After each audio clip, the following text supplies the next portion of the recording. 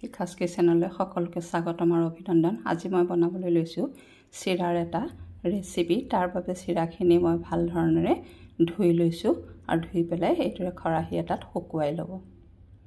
এতিয়া মই বাদামখিনি ভাজি লৈছোঁ, কাজু সেইদৰে একেদৰে ভাজি লৈছোঁ আৰু আলুখিনিও মই ভাজি লৈছোঁ। এতিয়া মই তেলত দিছোঁ সৰিয়হ, নৰসিংহ পাত,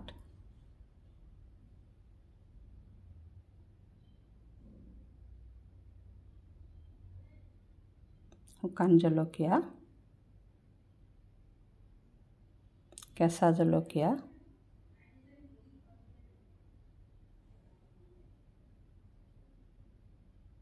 পিঁয়াজ,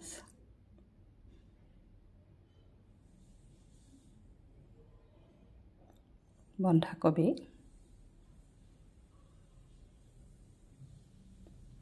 কেপচিকাম,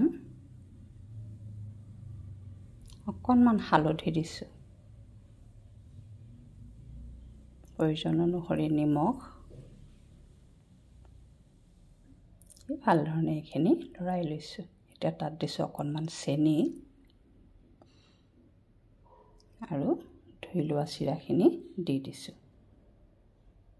চিৰাখিনি যাতে পেটপেটীয়া হৈ নাযায় তাৰ বাবে লক্ষ্য ৰাখিব।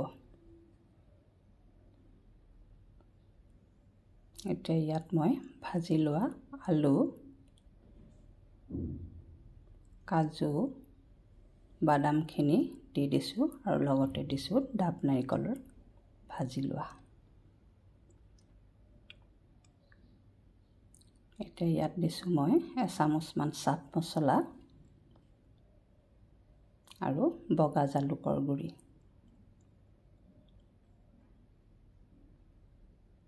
এতিয়া এইখিনি ভাল ধৰণেৰে লৰাই লৈ তাত মই অকণমান নেমু ৰস দিছোঁ আৰু ঢাকন মাৰি 5 মিনিটমানৰ কাৰণে থৈ দিব।